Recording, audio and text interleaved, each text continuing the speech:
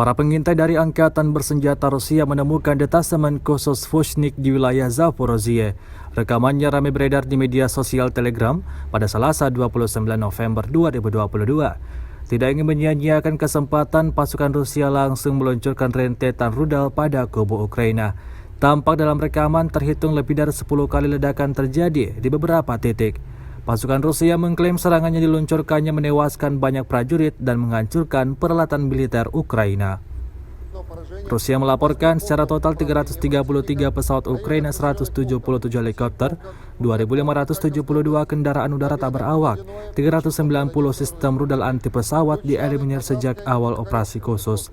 Dari kubu Kiev, Kementerian Pertahanan Ukraina melaporkan 590 tentara Rusia dieliminir dalam 24 jam terakhir.